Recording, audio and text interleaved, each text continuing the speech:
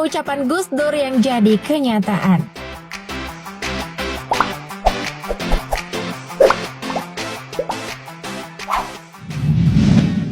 Jokowi jadi presiden.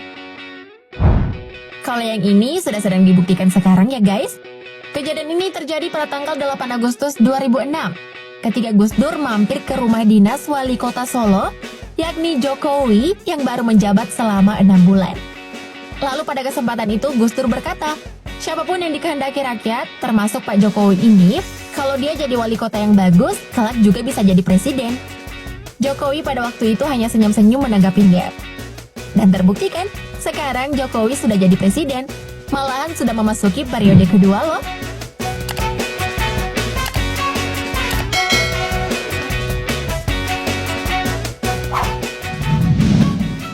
DPR seperti taman kanak-kanak. Kejadian ini terjadi ketika Gus Dur diminta pertanggungjawaban oleh DPR. Di hadapan para wakil rakyat ini, dengan lantang Gus Dur mengatakan bahwa DPR seperti taman kanak-kanak. Jika dilihat keadaan sekarang, emang iya kan guys, DPR bak taman kanak-kanak. Mulai dari kegiatannya yang sering sekali jalan-jalan, alih-alih kunjungan kerja. Kayak anak TK lagi tamasya aja ya. Belum lagi rebut-rebutan proyek di antara mereka yang membuatnya seperti sedang memperebutkan mainan saja. Walaupun waktu itu banyak anggota DPR yang tersindir, namun banyak juga nih guys yang setuju dengan celotehan Gus Dur ini.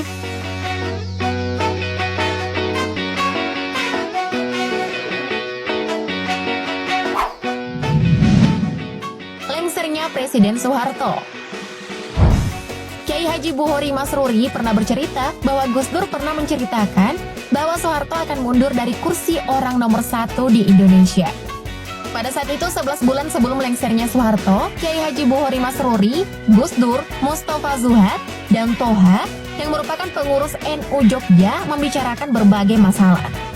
Tetapi tiba-tiba Gus Dur memotong dan berkata, "Sudah, tak usah bicara itu, sebentar lagi Pak Harto jatuh." Kiai Haji Buhori pada waktu itu tak percaya karena Soeharto memiliki kekuatan yang besar untuk memimpin negara ini baik dari kekuatan militer, politik, serta ekonomi. Tapi kenyataannya lagi-lagi memihak pada Gus Dur. 11 bulan kemudian Soeharto benar-benar lengser. Bukan sulap, bukan sihir ya guys.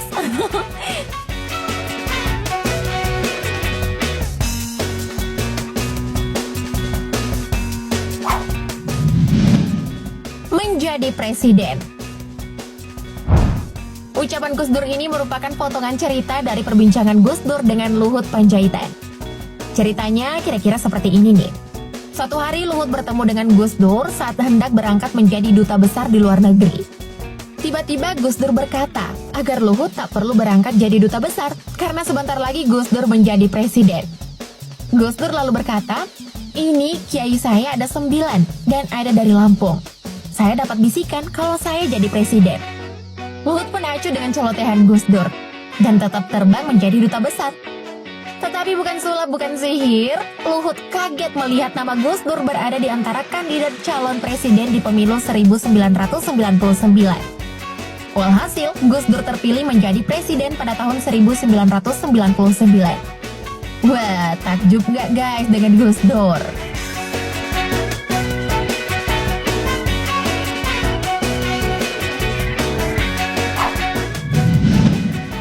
Lengseran dirinya sebagai presiden.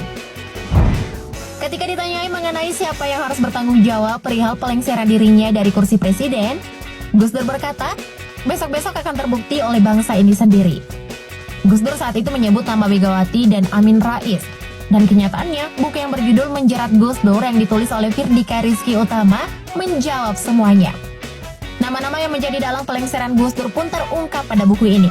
Nah loh, gimana nih cara tanggung jawabnya?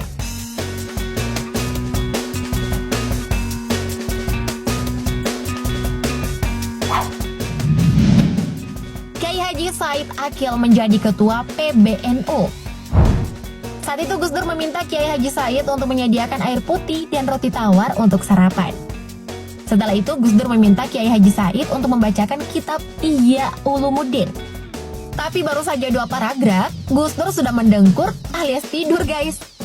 Setelah 5 menit kemudian ia terbangun, lalu berkata kepada Kiai Haji Said, sampean akan jadi ketua PBNU di atas usia 55 tahun. Celotehan Gus Dur tersebut lantas menjadi kenyataan, guys. Kiai Haji Said terpilih pada Muktamar ke-32 NU di Makassar pada usia 56 tahun. Jangankan jadi ketua PBNU, usianya saja sesuai ucapannya, guys. Wah, wah, wah.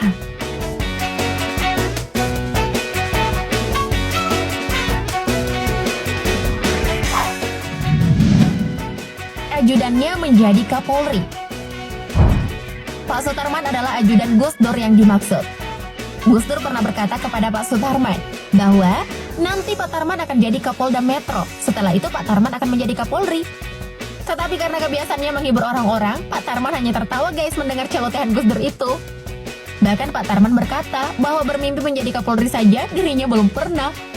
Lalu tepat pada 23 Oktober 2013, Pak Sutarman ternyata memang resmi dilantik menjadi Kapolri oleh Presiden SBY. Ini nih, guys, definisi omongan adalah doa.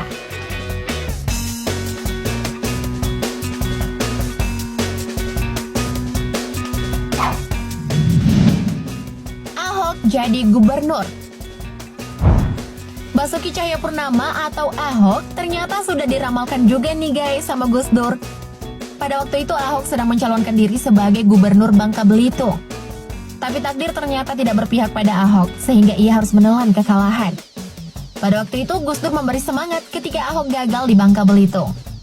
Ahok pun menyangkal dan berkata, udahlah Gus, nggak usah gugat-gugat lah. Orang Cina nggak bisa jadi gubernur, Gus.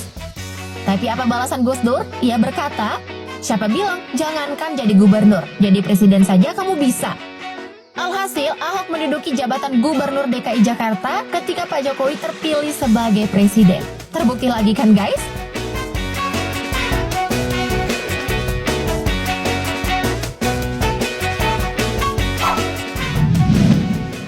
Skor Piala Dunia. Ketika muda, Gus Dur memang sangat menyenangi permainan sepak bola. Bahkan dia pernah beberapa kali menulis di majalah Tempo dan Kompas mengenai analisisnya pada sejumlah pertandingan sepak bola. Uniknya nih, guys, Gus Dur pernah memprediksi skor pertandingan sepak bola antara Brazil dan Skotlandia pada ajang Piala Dunia 1998, yakni akan berakhir 2-1 untuk Brazil. Walhasil, prediksi sangat tepat sasaran. Brazil menang dengan skor 2-1. Hal ini membuat Gus Dur menjadi langganan wartawan jika musim pertandingan bola. Wah, Gus Dur bisa lihat masa depan kali ya? Kok bisa benar gitu sih?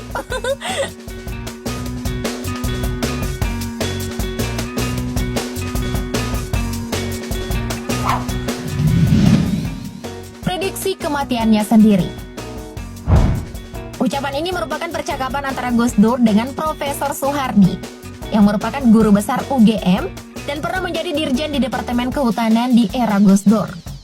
Di ruang ICU, beberapa hari sebelum wafat, Gus Dur berkata, Pak Hardi, saya titip bangsa ini, tolong ikut dikawal Pansus Senturi di DPR. Besok Kamis, saya akan pulang ke Tebuireng dengan diantar banyak orang.